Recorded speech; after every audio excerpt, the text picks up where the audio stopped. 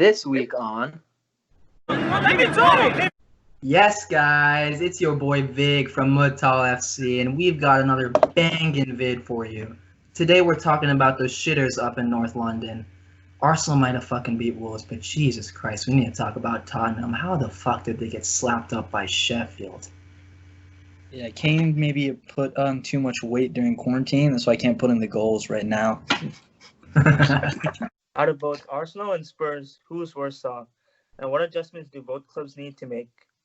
Okay, so out of Spurs and Arsenal, recently obviously Spurs got thrashed by Sheffield, and I just think that they're in a worse position. I think they actually have been in a worse position for the last 3 to 5 years. So I think 15-16 with Poch's squad and Dele Alli really being a bright light that season, I think that was their best chance in possibly recent and future years of winning it.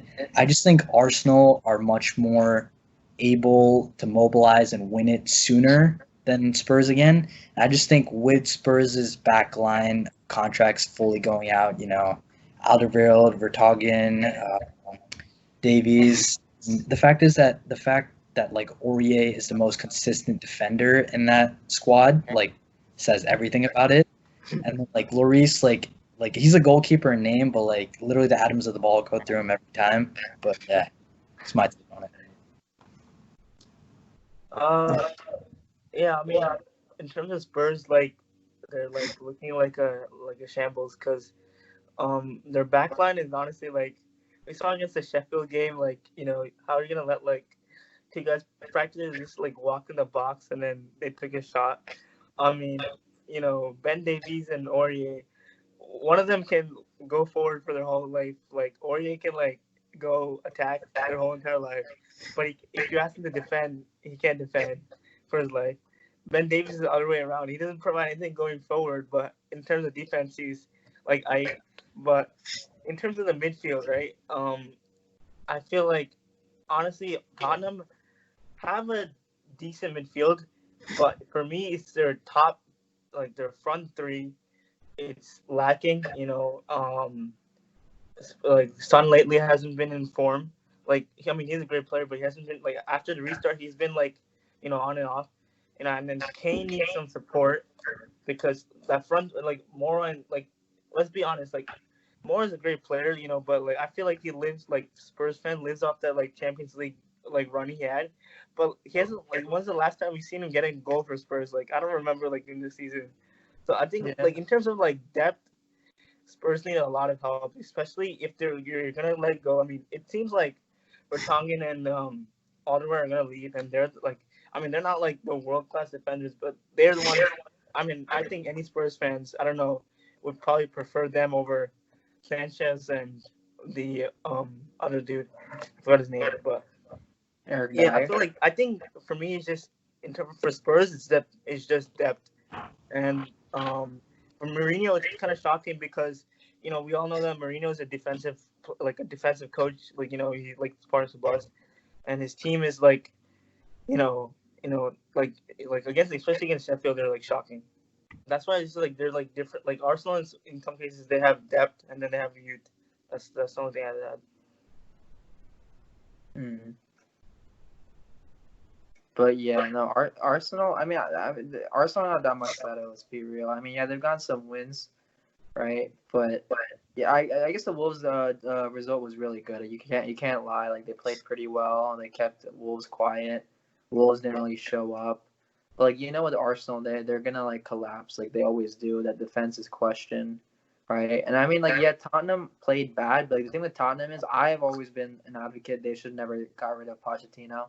Right, yeah, Pochettino, like they weren't doing as good, but like Mourinho, like he promotes such negative football, and like these dudes have been used to playing like attacking, for fast flowing, free flowing, beautiful football to now fucking park the bus, a sit in our own box. Like that's just always gonna fuck with them, especially the attackers. Like Kane, like Mourinho said, oh yeah, Kane's gonna score a bunch of goals. Oh yeah, he scored one goal, but like let's be like Kane's not the same dude. He's not the same dude that he was before under Poch. Under Poch, he was a threatening like 25, 26 goal striker. Now the dude like fucking like Rashford's more threatening than Harry Kane. Right? Like I don't even think Rashford's that clinical. Let's be real. I think Rashford gets a lot of. I know he's a lot of goals, but he's also had a lot of chances. So, and I mean, Arsenal, yeah, they're good. Aubameyang, if I were him, I'd get the fuck out of that club as soon as possible. Like, Jesus Christ. I want my career going one way, and that is not Arsenal Football Club.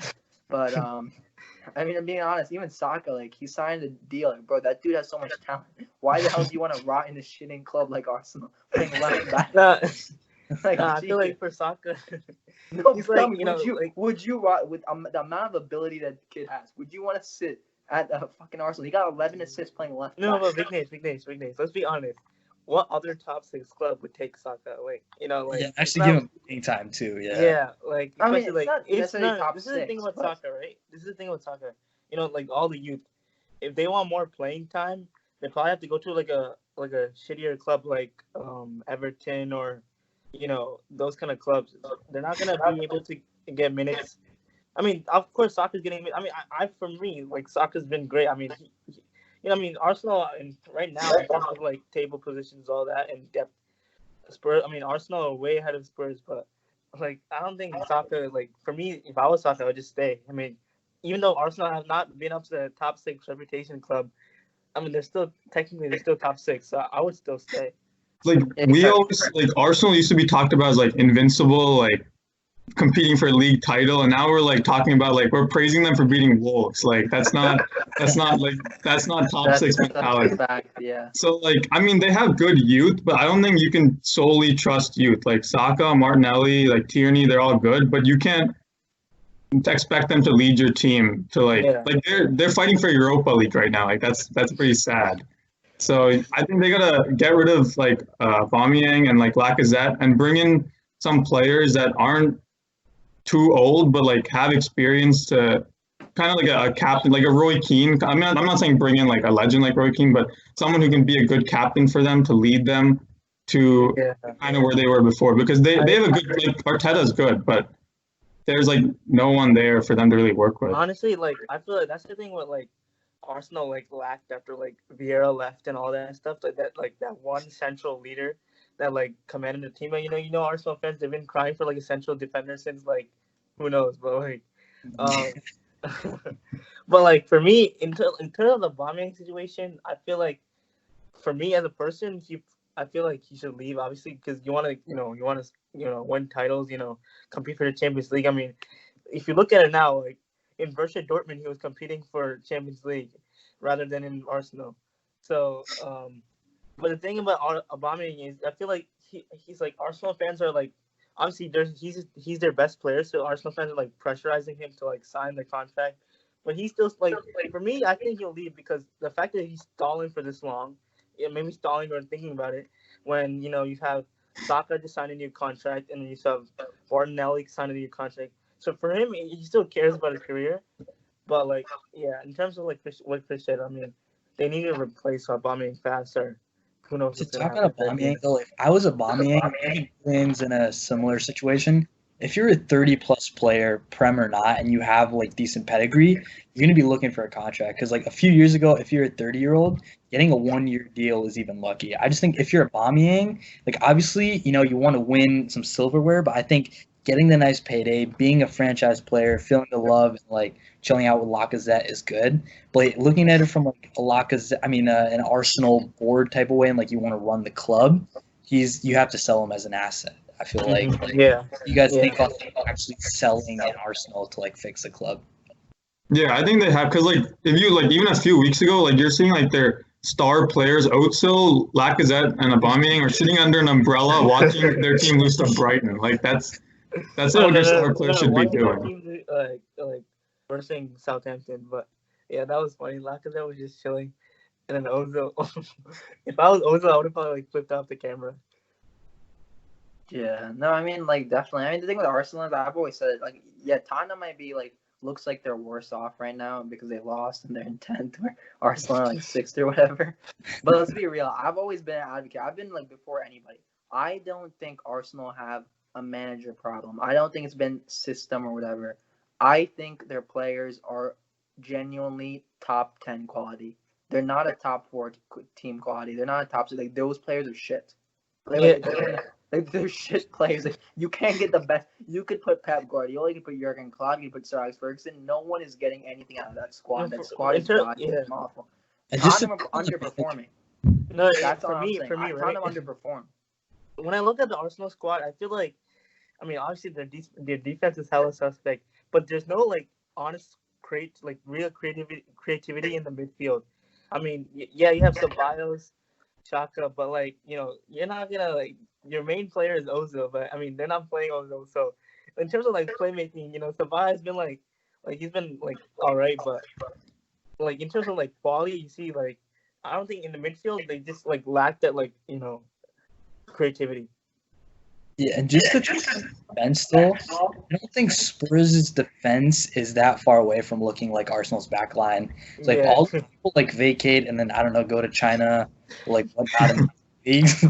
Like it's gonna look pretty bad. Like you're gonna have Eric Dyer playing next to some 18-year-old academy virgin. I don't think I really don't think it's gonna be good. And I don't think people see that.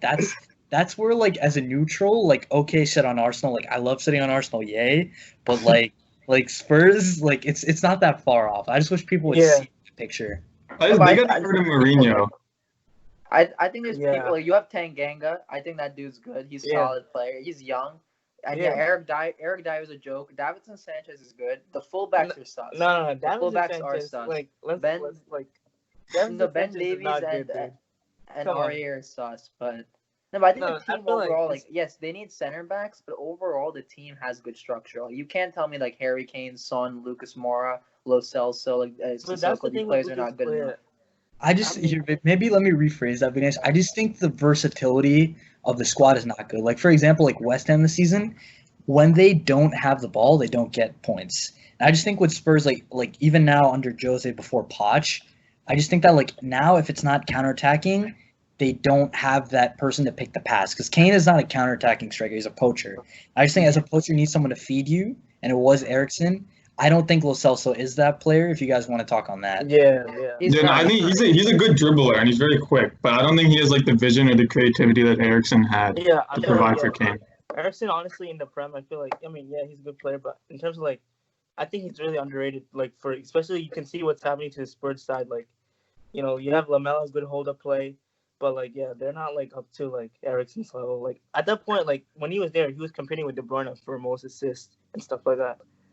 And if you're Mourinho, like, I don't know why the best part of your team is your attack. Like, you want them to have the ball. So I don't see why. I know his philosophy is, like, park the bus, but, like, you can't do that with this team. Like, their defense is that's the worst part of the team.